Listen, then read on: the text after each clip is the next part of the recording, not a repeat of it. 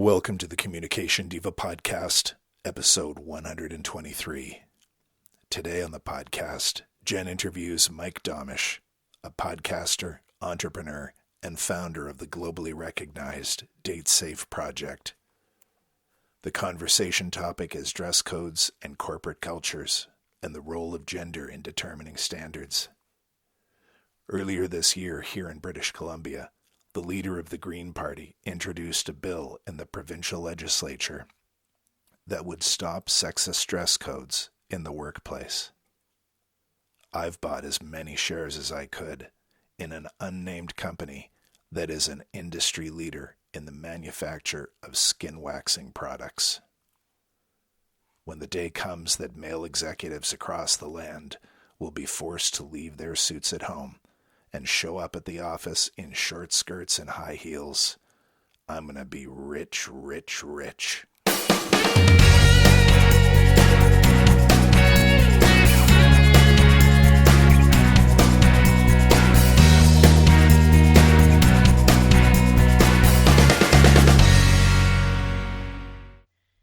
So hi, everyone, and welcome to the Communication Diva Podcast, the podcast that helps you to get the job, love your work, and advance your career. And today I have my guest, Mike Domitrz, here with us, and I'm very happy to begin this conversation. So welcome, Mike. Well, thanks for having me on, Jen. I'd love for you to just let us know a little bit about your background before we jump into the topic for today. Absolutely. So we are with the Date Safe Project. I'm the founder of the Date Safe Project, and we worked all over the world creating a culture of consent and respect. From educational situations to workplace environments such as the U.S. military. We work with U.S. military all over the world in this on our mission. And so it's really wide range. We can work with everything from teenagers to people in their 30s, 40s, 50s, and 60s. Fabulous. And you've written a book as well? Yeah, so we have the book, Can I Kiss You? A thought-provoking look at dating, relationships, intimacy, and sexual assault. And that goes everything from consent to bystander intervention to talking about respect and boundaries. And how did you get into this work, Mike? Where did this arise for you in your life? For me, this was very personal. I was actually a 19-year-old college student when I received a phone call that the youngest of my older sisters had been raped. And I couldn't believe what I was hearing. So I started from a place of rage and anger and just wanted to speak out and being an activist. And I would later learn, you know what, that's not really creating a movement. That's it almost scares people off. And so I started to realize, you know what does? Engagement and giving people skill sets and making it fun on how to do things the right way. And that's when the shift took place. And that's what we've been doing now for 27 years. Wow, and all over the world, it sounds like. All over the world. If the U.S. military is somewhere in the world, we could be there because we do a lot with the U.S. military. And so our topic today is talking about relating to the workplace and relating to, in particular, things that you wear to work. And there seems to be a lot around this right now. I get hits on my website every single day. What should I wear to work? But one of the questions that has come up, especially around where I live here in Vancouver, there was I don't know what you would call it. There was an initiative about and complaints and people were having a problem with particular organizations, businesses, restaurants in particular that were dictating what their female staff were allowed to wear to work. And this was causing problems because some of the clothing that they were expected to wear included footwear that wasn't comfortable or safe in that kind of an environment. And the expectation was not the same for the male employees. And so there seems to be a disparity. There seems to be in some workplaces. And I just wonder if you've encountered that in some of the work that you've done. Absolutely. Yes, we see it everywhere. And so it becomes a pivotal conversation, which is if it's a dress code and it's not supposed to be biased, then we're in a whole different ballgame. But and by the way, not supposed to be, isn't biased, then we're in a different discussion that could be, say, hey, every company has a right to say they want to create a healthy, positive environment. That's different than saying we're going to treat an entire gender differently than another gender. That is not a uniform dress code. That's a gender code you're creating. And that's the problem. When you're writing code based on gender, we've got a problem versus on humanity, right? If it's something that's truly based on respect, gender should have nothing to do with the choices. it should be on humanity and the idea that we're representing the company in a positive fashion. And I don't mean fashion as in fashion style clothing, but in a positive manner. That should really be the key, not what do we want women to look like, what do we want men to look like. It should be what do we want our representatives to look like, what do we want our team members, our employees, or our associates, what's the image we want to send to the world that can be fair to all genders. So how do you get to a culture that does support that respect and that respect of the human being? How do you get to that when, some of the students that I've taught have said, I was sent home the other day because my skirt wasn't short enough at the restaurant. Well, and there's the interesting part there, the corporate discussion versus the educational discussion, because they're actually opposites often. Because what you described in the corporate world, I'm going to guess by what you're describing, is that the women were to wear high-heeled shoes of some sort. Is that correct by the way you described that? Right. High-heeled shoes and short skirts. Correct. So the corporate world wanted to sexualize the women. The educational world was trying to say, we don't want you sexualized. But here's the irony. The educational system was the one sexualizing. Oh. So if you say to, let's say the example you gave, that somebody identifies a woman and she's told she can't show shoulder skin. All right, that's an example we've heard out there, right? That a strap has to be certain long. All right. Well, her shoulder skin is not sexualized unless you sexualize it. Right. So you're the one sexualizing this teenager. She's wearing clothing. And as long as the clothing is covering what somebody would say, for hygiene issues, or, along those lines, that's what should matter, right? That we have a place that everybody can be in. It's not inappropriate as far as if someone were to eat. Like if you go in a restaurant, you have to wear shoes, socks, right? We know that because of hygiene issues, all right? So otherwise, you're sexualizing the body, right? And so one thing people need to keep in mind, you asked how do we make this transfer of this culture, is to say, all right, well, who's the one sexualizing? If I'm saying that shirt makes that person more sexual, I'm making that choice. Right. The person wearing that is not necessarily wearing it to be more sexual. They might like the way that fits on them. They might like the way that looks on them. Now, somebody goes, well, then how do you incorporate corporate standards? Well, that's very simple. Let's say they're wearing a shirt that promotes another brand. Okay, well, that's not good for your brand, right? You want your brand promoted at all times. So, all right, are you providing all of them with branded gear that they are to wear when they're on the job?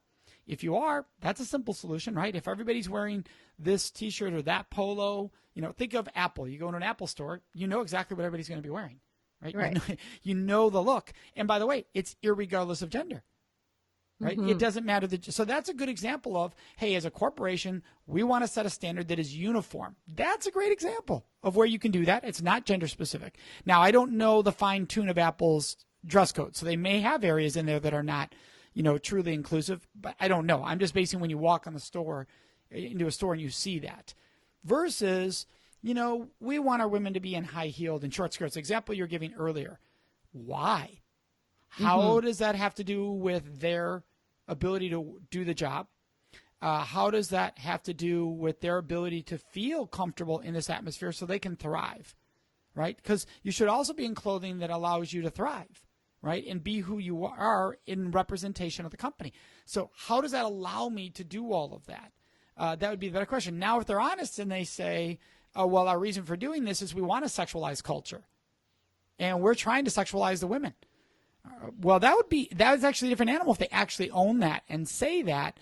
And then it goes down to law, right? And are you allowed to do that legally without, is there discrimination in that? And I'm not the legal side of this. But you would have to literally own that. And what you tend to see is companies won't own that. They try to act like, no, we're just setting a standard for women and a standard for men that are appropriate by gender versus saying, how about appropriate by human being? Right. Yeah, I think the frustration that I was hearing from the students who worked in some of these restaurants and also from people that come through the website who are applying for jobs, the frustration is that they are told what they have to wear and what they can't wear, and it is different if they are identifying as women, and the men are allowed to wear comfortable black running shoes and pants. And the women are not. That spectrum is so drastic, it's blatant, right? If I you know. say that a guy can wear tennis shoes and sweatpants and a woman needs to wear short skirts and high heels, you're not even in the spectrum of trying to be fair. I know. Just forget no, they're equal, not. even being fair. You're not even trying. So, Right. so then the question becomes, well, there's a couple things that come into that. It's a discussion of the students is this a company I want to work for, right? Is this a company I want to be associated with or involved with? Now, when we make that question, is this a company I want to be associated with or valued with? We also have to understand we're coming from a place of privilege when I make that statement. Because there's an assumption there that means you can go get a job somewhere else. But not everybody believes they'd have that. Some people believe this is the only job offer I've had in 6 months, and I need to survive, and I have children to feed, and I don't come from that place of privilege, Mike, that you think I do, that I can just turn this job away and I'll be okay. I can't. I need this job. And so what can I do if I need this job to change the culture in that environment? And that is where you go to the company and go, hey, I'd love to see the company mission statement because I would love to see their employee manual. If anywhere in there, it talks about the concept of everybody being valued or everybody having a place where they are respected as a fellow employee, then that's where you go right there. You go, well, this is not respect of my being when you want to sexualize me to sell that. Like, that's just not making me feel like you really respect me as an employee, but I want to work here because I need the job. And maybe I do believe in these other things you do here. Maybe that's true. I don't know. But so can we talk about, hey, making this company true to its word? And if it says that it respects all employees here, then can you respect my rights and understanding that that's sexualizing or that creates an environment in this workplace where the customers sexualize me and I get treated that way and I get harassed and it's not healthy and it's very concerning. It's hurtful, and it creates an atmosphere of almost intimidation potentially. Mm-hmm. I just wonder what kind of, internal fortitude and courage it would take to actually do that as an employee. I agree. And that's why when we have these conversations, we have to understand as you and I, Jen, that we're coming from a place of that sounds nice. Yeah. Right. Yeah. And so life isn't always that way for everybody. I know some people listening are going, yes, it is that easy. Either you say, just turn away the job and go somewhere else. Right. Well, the moment you say that, it would indicate to me, maybe you've never been in that place where that person has, and they think they have to take that job. If you have, this is a very difficult conversation. It's not so simple as we're all making it sound. And for those saying, well, if you don't believe what a company does, you shouldn't work for them. I bet if we looked at just about, there are a few exceptions. But a lot of companies have a certain aspect of their company that a lot of their employees don't agree with. But they say, I'm willing to look past that because I agree with these over here. Mm-hmm. And so we have to be fair to those facing these decisions, that we're fair to them and respecting what they're experiencing in their life, which we don't know. Mm-hmm. Mm-hmm.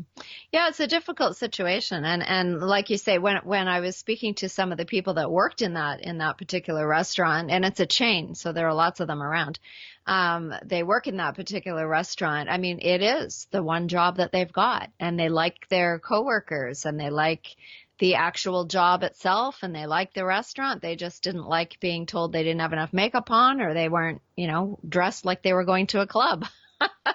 And I thought, it is a tough situation for a worker to be in. So I'm guessing, I could be wrong here, but by the way you're describing this, we have some of these chains in America that are blatantly obvious as far as that goes. And so it sounds like that's the situation in this specific case. What's interesting about those is some of them have protected themselves, the companies. I'm not saying they've protected their employees. They've protected themselves by blatantly saying, this is the standard here, and you agree to the standard. And so the company is protected. That doesn't mean it's not for right necessarily what they're doing, obviously, but they've protected themselves. And so you're not probably going to change the culture in a company that knows they're doing it and is proud of it. Mm-hmm. You're not going to change it. And so there does come that place where you have to look in the mirror and go, is this the only possibility I have? Is there a chance I don't realize there's other possibilities where, because this is one thing you say, if you have the opportunity, you want to be happy with what you do in life. Why be miserable? Right. Mm-hmm. And so if something's going to take away or going to create a culture where people have the right to degrade you, mm-hmm. which is what we're describing here, a company that creates a culture where people have the right to sexualize you or degrade you and does it intentionally so, man, I would want to do everything I could to support you on your mission to be in a better environment. Mm-hmm. And so I would say to somebody, if they were my friend asking this, could we all sit down with you, like 5 of your best friends, and let's all brainstorm what other possibilities could be out there. Maybe we'll think of something you don't see, because you deserve to be in a place where you can be respected at all times. Yeah. Yeah, it's frustrating. And in light of all the work that you're doing, this must seem like just going backwards to you. Oh, absolutely. And what's sad is some of these places we're talking about have great products. Of course. They have great products. And you know what? Those would taste the same if those people were dressed in clothing where they felt safe and comfortable.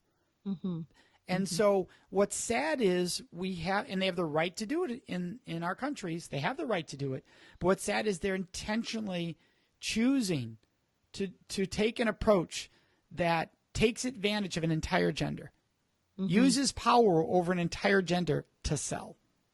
To sell. And to me, not only is it sad and it's horrific in what it does culturally, but it's almost the lowest common denominator of creativity, right? It's like that's all you can stand out on. Like, I wouldn't even be proud of my marketing if I'm then, because it's playing to the lowest common denomination. And that's the sad part. I know I don't go there. I won't eat there, because after I heard the stories from my couple of students who work there, I thought, well, I'm not going to eat there anymore then. That's just. Well, and what's sad is people will say, I know someone who works there and they love it. Like, right. I know 10 women who love working there. That doesn't mean because a group of a specific gender or identity says, hey, we do like it there, that it's not harmful to everybody else in the gender or identity, or a big chunk of them. You know, that's racially, that's when people would say, well, you know, I feel this way. And somebody goes, well, that's almost sounds racist or bigoted. And they go, well, it's not. I have a black friend. You know, that's just ridiculous to think that they attach. And people do that with women all the time. Well, I know a woman who enjoys doing that. Okay, that doesn't mean that it's okay for other women to be treated that way. Even if you knew 100 women who say they enjoy that, it doesn't mean it's the right thing for our culture going forward. Right. In other work that you do you find these kind of disparities in the workplace? Yes, I've seen it. For instance, there can be situations in the military where there's dress codes in the workout facilities, so the gyms. Right. And there's dress codes, and we address that. And the good news is there are people in the military addressing that and saying, yeah, you know, they are, whether intentional or not, they're creating an atmosphere where there's a bias based on gender. So this is not new. And I would say this, the examples where you and I are talking about in that restaurant, right? That's blatantly, they know it, and they're probably signing off on the fact they know it. What's also happening throughout our culture is the subtle bias, the subtle acceptance of degradation that is not nearly as blatant as the example we're talking about in certain restaurants, that people don't talk about, and what it means for a woman to dress up and get a job, and versus a man, and what's expected and not expected. The subtleties of degradation that can be there is incredible, and nobody's talking about it, so it can continue to exist, right? Here's a good example. If you work in an office atmosphere and you come in a presentable fashion, as in you do not have odors that make it difficult for others to work nearby you, you don't have something that infringes on other people's ability to work, should there be an expectation of a suit? Should there be? So I'm going to go all genders there, right? Should there be? Because if my brilliance is in my brain and my passion's in my heart, why are we continuing this culture of what you dress says who you are? No, my brain will show who I am. My heart will show who I am. My creativity will do all of that.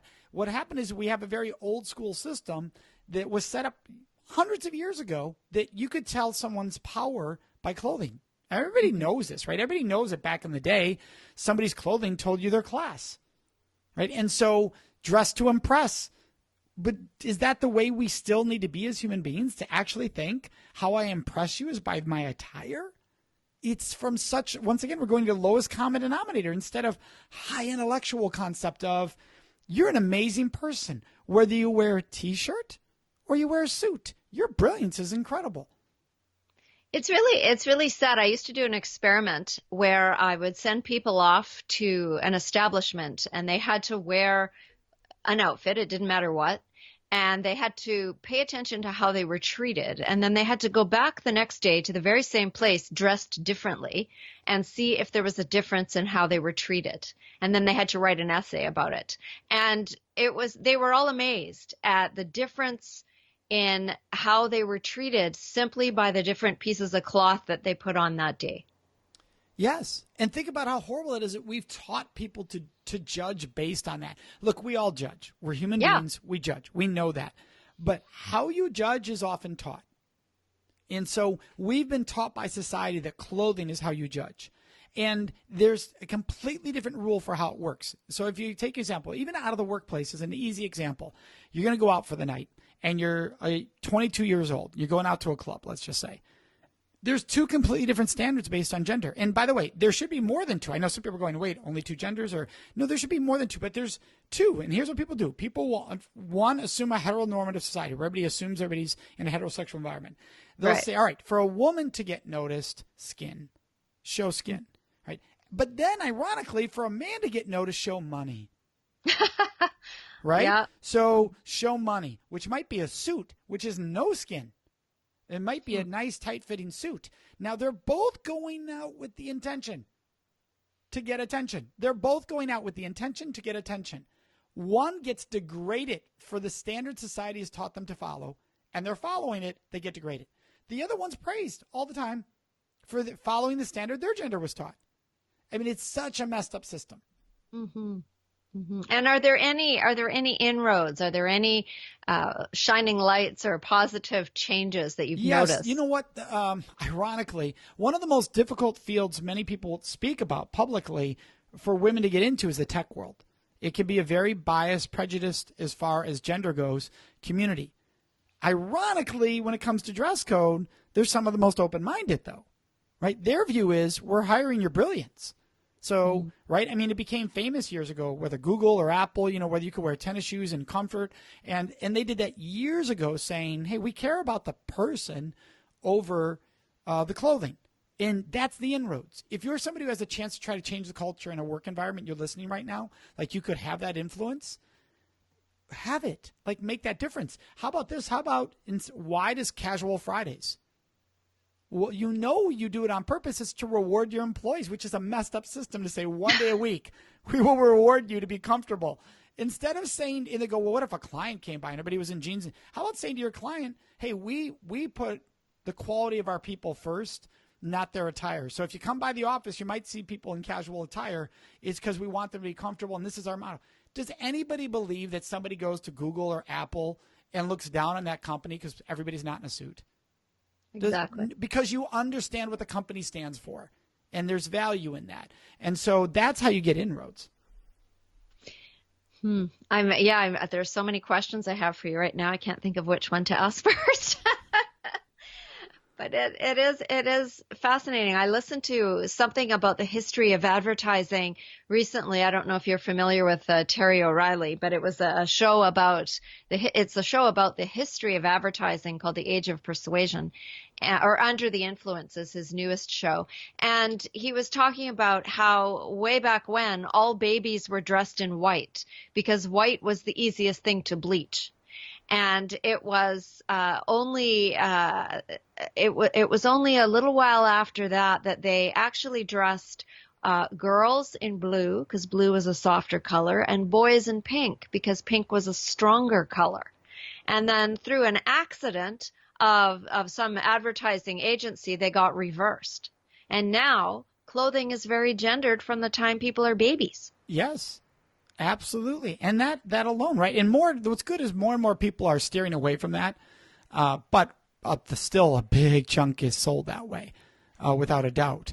You know, there was a great quote from an actor earlier than the last 2 weeks. I'm not forgetting which actor it was. But what he brought about was somebody said a dress is women's clothing. And he said, it's clothing. Now, if you think more women wear them than men, that's fine. But a dress is clothing. A suit is clothing. The clothing does not own gender. Mm-hmm. You're doing that to it. And I think so. I thought that was a brilliant point. And so it goes back to how do you treat the person, right? If you care about your employees, how about value the employee? And if you're worried that your customers are going to think less of people not in a certain attire, then let it be known that's your culture you've created. And people will actually be able to flock to that knowing, hey, this is a place that values people. Once again, the companies that have done it, we don't see them getting hurt at all. Right. Now, I did work for 23 years in the hospital system, and I know that sometimes clothing represents or indicates professionalism, and the people who see someone dressed, in a particular way feel more comfortable. And so when you had a nurse, doesn't matter, male, female, whatever, dressed in a clean, professional-looking set of scrubs, there was confidence as opposed to seeing someone with a sloppy sweatshirt over top of a pair of scrub pants that had stains on them. Yeah, there's a great example. So what did they do? All nurses have what? The same outfit. Yeah. Right? It's just like going to the Apple store. We're not saying places shouldn't be able to have standards, right? But right. if it's not about differentiating by gender and selling sexism, if it's not about that, then the outfit should be able to work for everyone. Right. So the Apple store, you walk in, everybody's wearing consistently same look. The hospital, right. We want everybody to feel safe and feel. So what do they all wear scrubs, right? And so, yes, right. And that can be very, very, so there's nothing wrong with creating standards that don't rely on gender as the standard, right? That anybody should be able to look at that gender and go, oh, that doesn't matter what gender is. I can easily follow that. I can honor that. That's easy. It takes so long to shift, though. I mean, I'm thinking of the airlines at the moment, and the outfits that people in the airline industry have to wear. Oh my goodness, yes, yeah. It does take a long time to shift, and not all airlines still live by those standards, right? So Southwest is more casual of a look when you get on a Southwest plane compared to other airlines. Why? Because they want it more. They sold on that image, right? That we're fun, that we're different than everybody else. And they're known for valuing their employees, right? So they've shifted.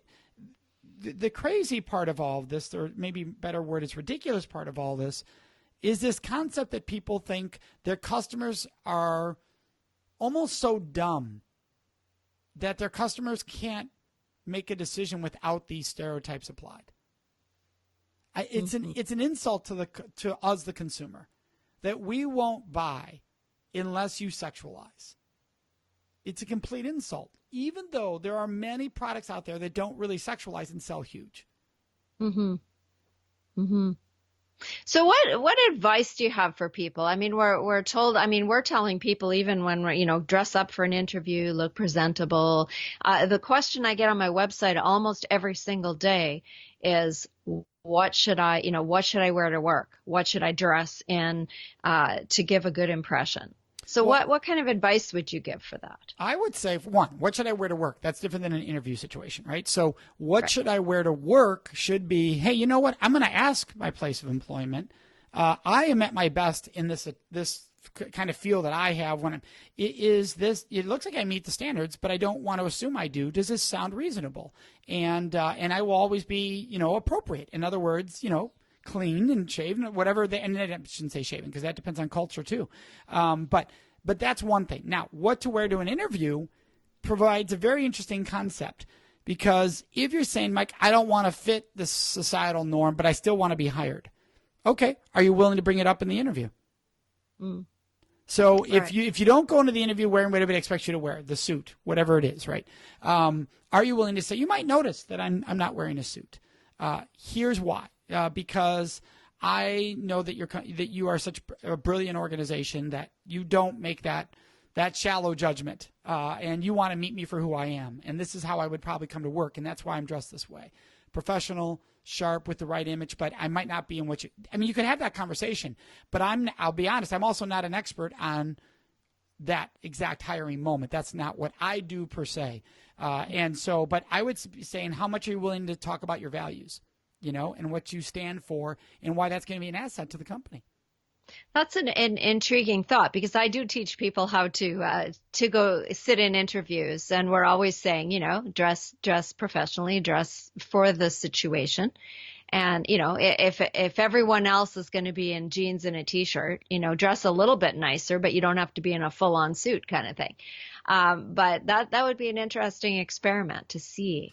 And it would be a very interesting experiment to say, yeah. The tough part is you need the same person to interview at the same place almost. Once in attire, once different attire.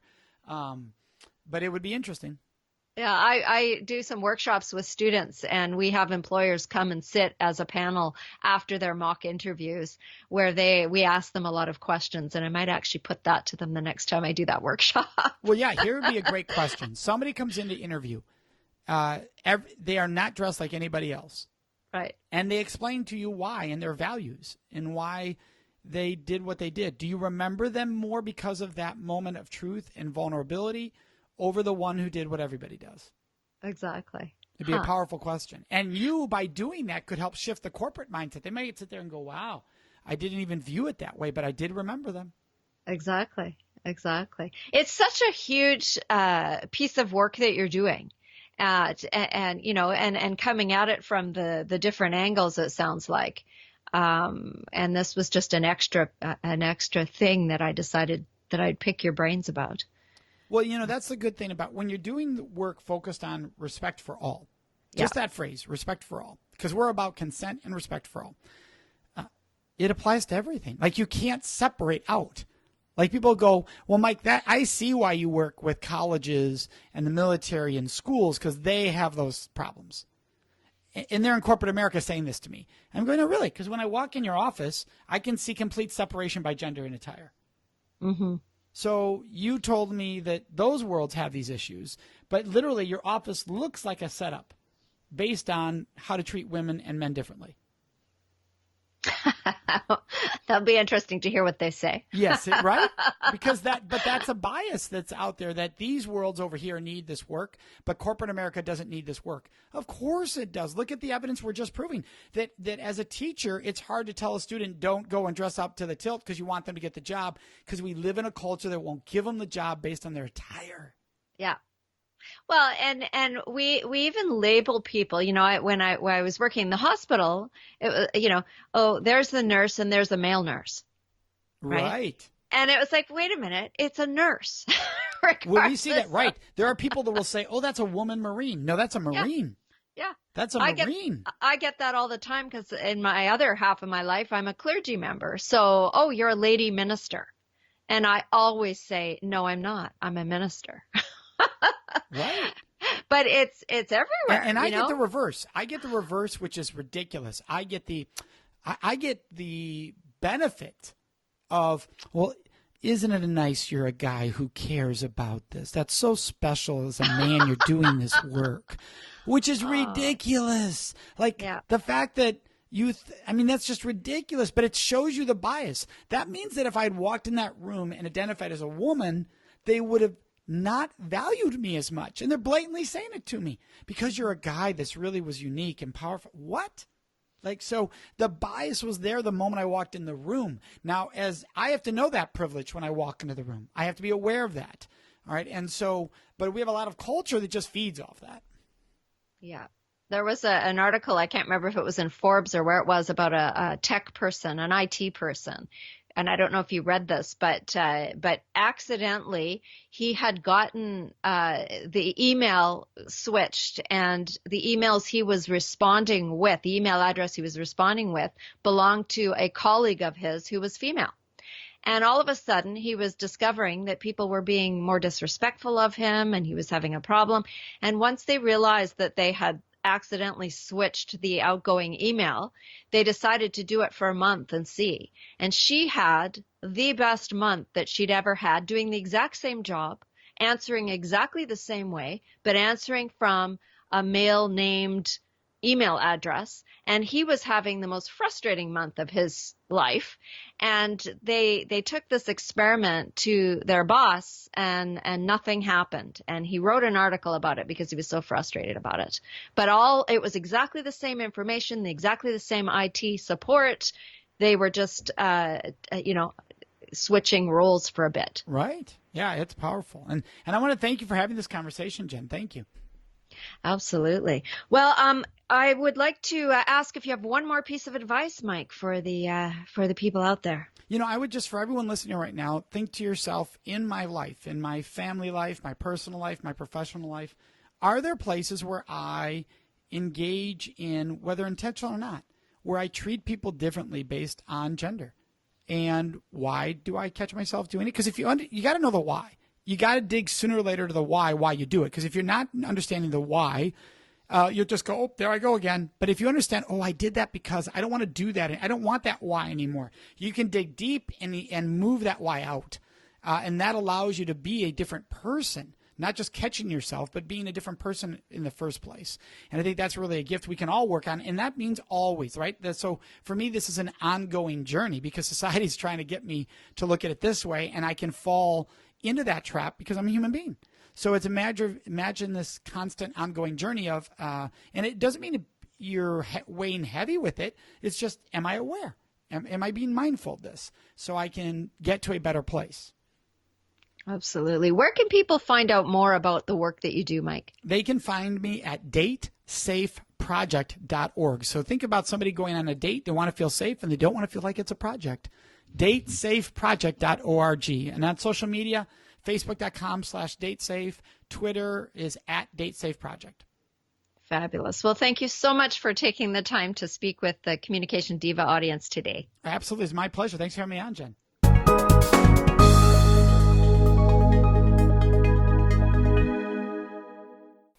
That was my conversation with Mike Domitrz, who is the host of the Everyday Mindfulness Show and who is the founder of the Date Safe Project and also author of the book Can I Kiss You?